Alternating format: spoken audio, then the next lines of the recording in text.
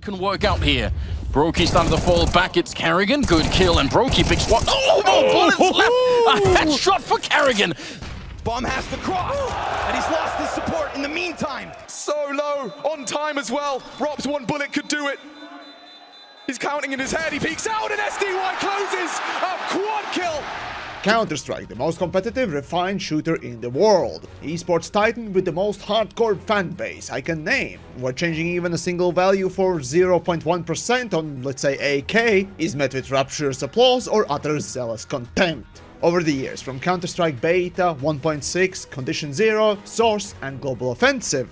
Hey, what about the Nexon zombies or online? Nah, go eat a dick, they don't count! Over the years, Counter-Strike has retained its core physics, mechanics, and gameplay to such a strict rule. For anyone not familiar, all of it might seem just a graphical update and nothing more. And then, Valve decided to pull Overwatch 2. Much like feeding a husky some LSD, leaving it alone for 10 minutes. What the fuck happened?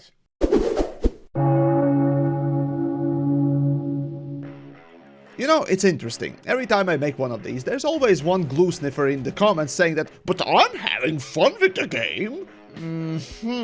Well, today's case, Counter-Strike 2. The number 1 or 2 ranked game in the player counts on Steam charts. Clearly, it's not a failure. But that's kind of the thing. It has plenty of failure points. And now those we are here to examine. And oh boy, did Counter-Strike 2 kickflip faceplant on a rake. So with a Metacritic below average at best, let's take a look. What the hell happened? Oh Jesus, where to begin? The whole idea of Counter-Strike 2 was a bad move. Well, okay, maybe not the idea, but definitely the whole execution. But let's start with the basic issue. The game preservation. Valve decided to take the old Yeller, CSGO, behind the barn and splatter its brains across the wall. Yep, with the shift to CS2, the predecessor game was taken out completely. Yeah, but you can access CSGO through betas! Ah, yes, that's fair, but not exactly the point I was making. See, Valve decided not to introduce CS2 as a new game, but force everyone to switch because of a long string of bad reasons. So let's see if you can follow this one. So CSGO runs on a very old engine. This is bad for a lot of reasons and simply cannot be swapped out. So you need a new engine, which you already happen to have. Good! And that means that you'll have to make a new game, separate from the old one. And that's bad. See, normally though that would be a good thing, but CSGO had a gambling addiction. I mean, exploitative, manipulative microtransactions. I mean, thriving skin economy. And that's bad. Who's gonna switch to your new game with no existing skin economy? Do you really think that people will be simply happy to abandon their life investments? Jesus fucking Christ. Yeah, I don't think so. So the only option, you need to keep updating the existing game. But you can't, the engine is no good. So you need to make a new game and somehow keep the economy.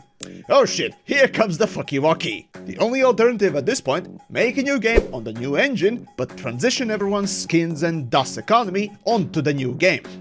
Okay, but then you have a problem. The new game, even with the best coding, simply won't be compatible with the old one, meaning that the players won't be able to play together from different games.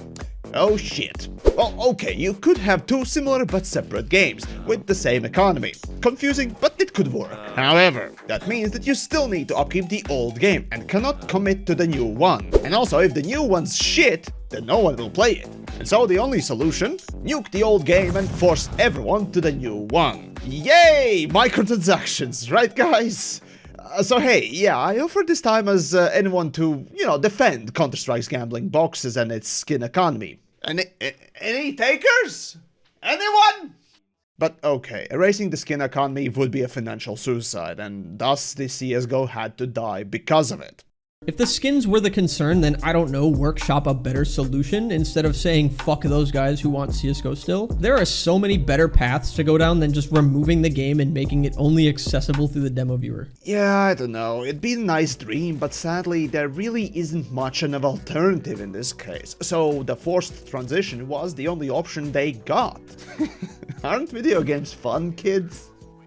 Anyways, the failure in all of this process is the microtransactions. While they are a massive part of why Valve is so rich and CSGO is so popular, still, due to them, you just can't abandon the old game and make a better one without the shackles of the old one. Sadly, the cost of this failure, among many other things, is really the CSGO itself. The game had to be delisted and replaced completely for the new game to even have a snowball's chance in hell. While of course it is still possible to load up CSGO, you still have to do it through beta branch, and frankly, that does not bode well for the game's preservation. Unlike 1.6, Source, or hell even Condition 0, CSGO won't be enjoying as pleasant of an afterlife thanks to the fan support that those games had. The whole move was a failure, but at least it could have been okay if CS2 wasn't a piece of shit.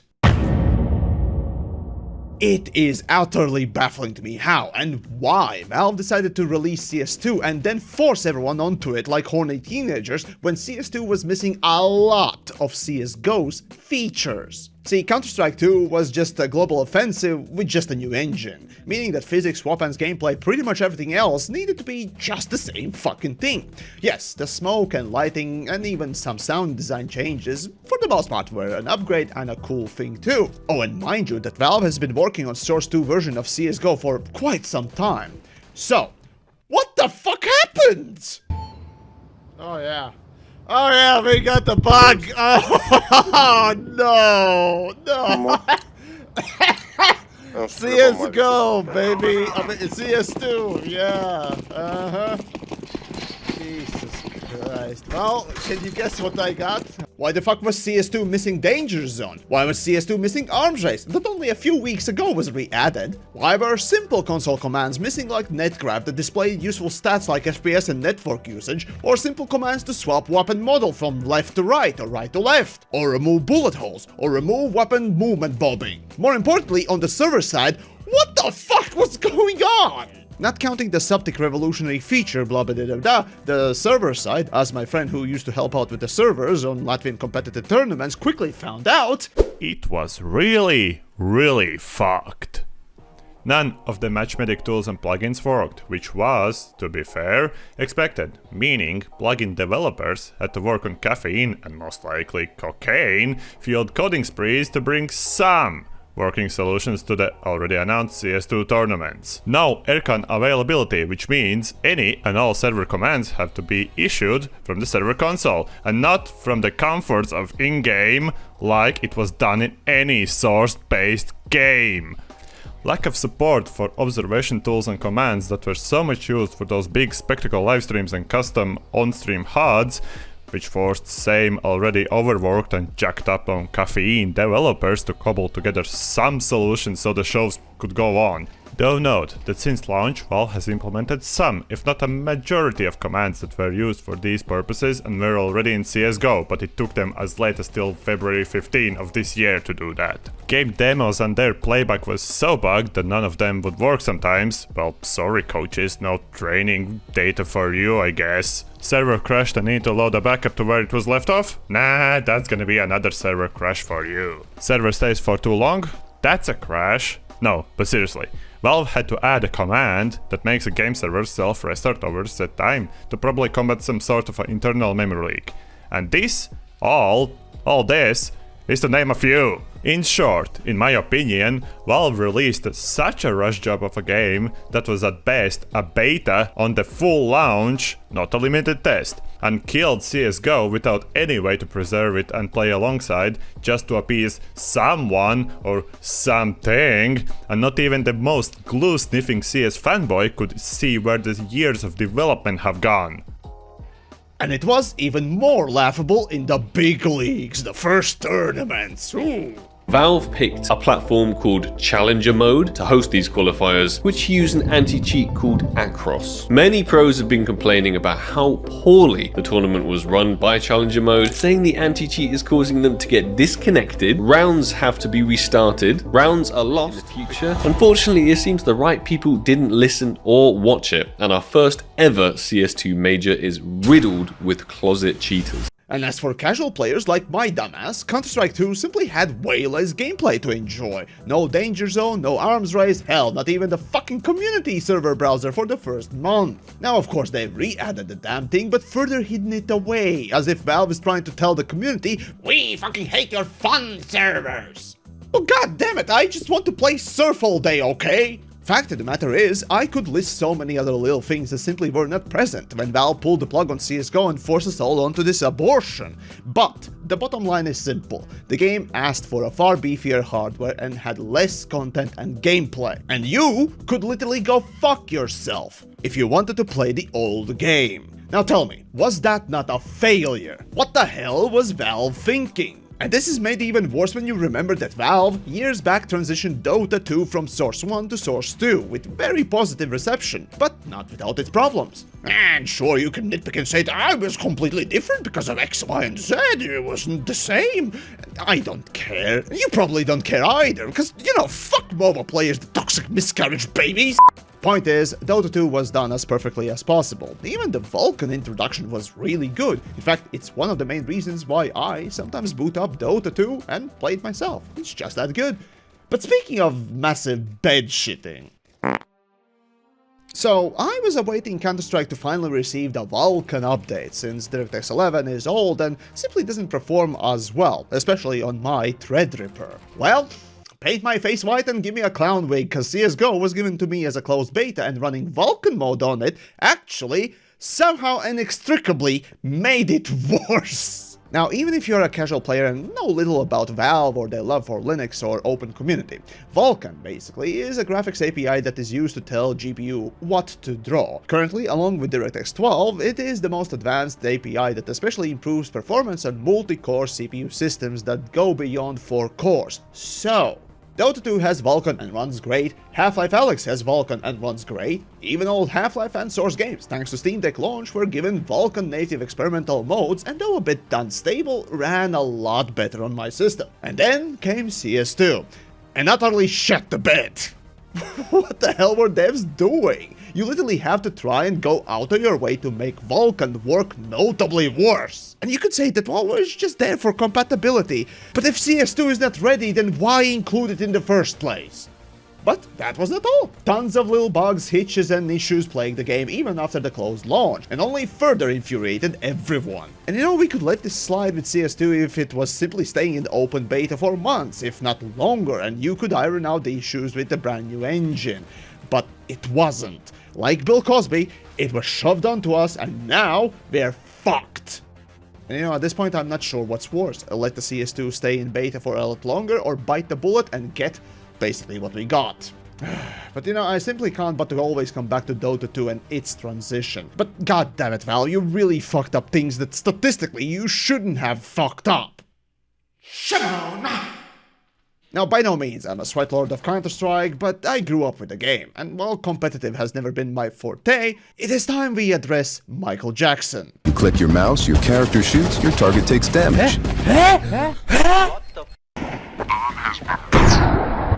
But there's a lot more happening behind the scenes. Wow! I hate this game so much. Counter-Strike is known for its visceral and satisfying gunplay. What is that? So the server will know the exact moment you fired your shot. So what you see is what you get. Hold up! Wait a minute! Now firing a weapon looks pretty simple. You click your mouse, your character shoots, your target takes damage. But there's a lot more happening behind the scenes. In previous versions of Counter-Strike, the game only evaluated moving and shooting in discrete time intervals, or ticks, and time between those ticks didn't exist. For the most part, the experience was seamless. But sometimes those milliseconds between click and tick could be the difference between landing or missing your shot. That's why with Counter-Strike 2, we're introducing sub-tick updates. Now the tick rate no longer matters for moving and shooting, so the server will know the exact moment you fired your shot, jumped your jump, or peeked your peek, and the server will calculate your precise actions between ticks. As an idea, it's pretty cool, but the problem, however, in practice, the peeker's advantage only worsened. Now, those of you that are not techie, nerdy, or sweaty enough to learn this, peeker's advantage refers to the player making the first move, always having that a little bit of a millisecond advantage while the data of your peeking travels to the server. Then the updated positions on the tick rate gets sent out to the other players. So now, thanks to the sub-tick, this advantage gets further pushed, it seems. As technology, I do think that this is the future of how servers should handle FPS games, if not all games. But the kinks, most notably the persistent problem of peeker's advantage and lag compensation and many other little things, still persist. So hopefully it will be ironed out and Counter-Strike will lead the way into the future. But will they be technological canaries in the mineshaft or pioneers is really only still left to be seen. HAAAAAAX! Even today, as I'm making this, the second match I played for capturing footage on Office resulted in this garbage.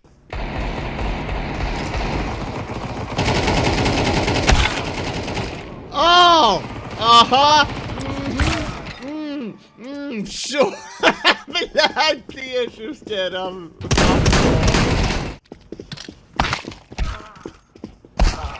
Okay. Tavsiye ediyoruz. Buraya karşı diyorsun.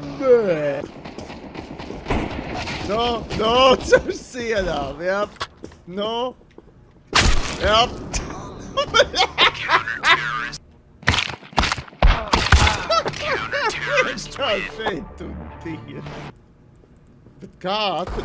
Kā viņi atraduši to tēsu caursienu šaujumu? O, jā, mūsējais arī! Nevar beitu dirbi vienkārši! Jesus Christ! The situation in CSGO and now in CS2 was and only continues to circle the proverbial dumpster-fire, jet-blasted diarrhea toilet bowl. And sure, while it is not Escape from Tarkov bad, it's still very bad nonetheless. Now, first off, Valve closed down the Overwatch, the player-adjudicated evaluation system where players with good enough standing are given replays to evaluate if the suspect was cheating and passing collective judgment. Now, it worked. For a while. We can literally see the direct link to the actual Overwatch demo that we are about to view. And then if we go ahead and copy this URL over to our browser, boom, it starts downloading the actual demo from the game. Possibly are these Asians? This is an Asian game. I got an Asian region game. Until Valve closed that down. And though we don't have a public statement, the reason most likely came because you could literally unveil the player names and profiles, and then proceed to abuse it. Which happened. Actual dickhead sites sprung up with bots gaming the system, falsely reporting players if you desired so. It's a fucking shame, to say the least. However, now, with CS2, Valve has switched to using, among other things, AI anti-cheat. What could go wrong? Apparently, maxing out your DPI and acting like a spin bot in a casual lobby will get you a VAC banned.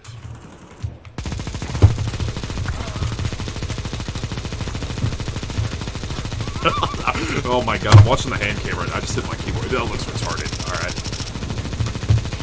It's a pretty good bicep workout, honestly. Apparently, he just did this for like the whole warm-up, if I remember. He did it for the whole warm-up, played the match normally, and then he got VAC banned.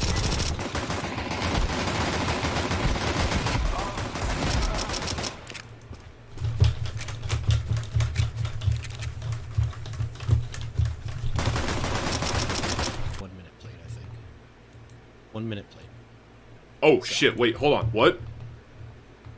It worked!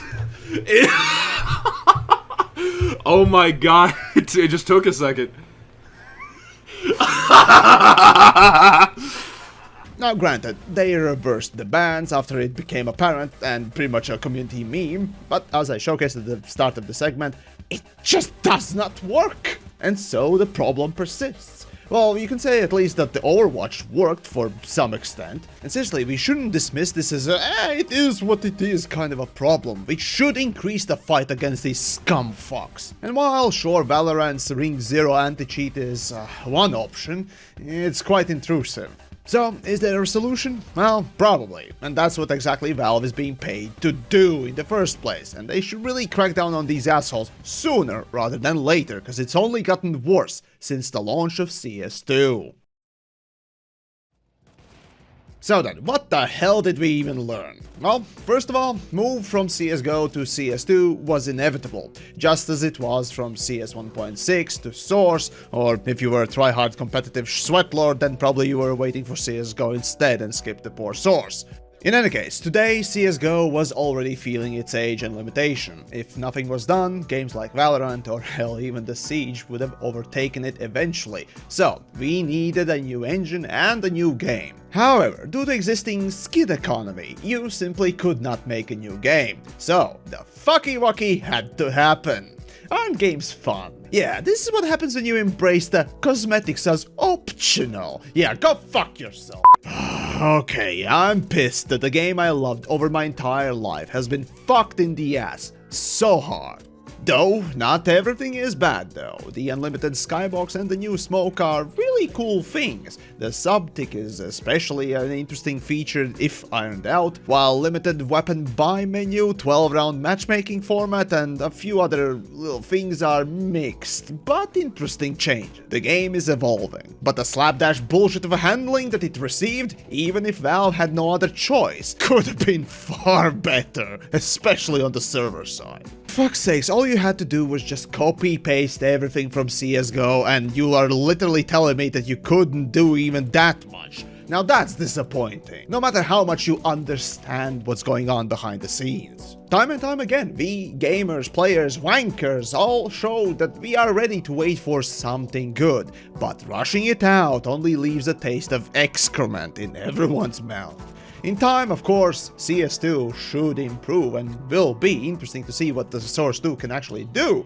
But for now, it's just fucking sad when every server is filled with script kiddie dildos and half of the casual gameplay is fucking missing.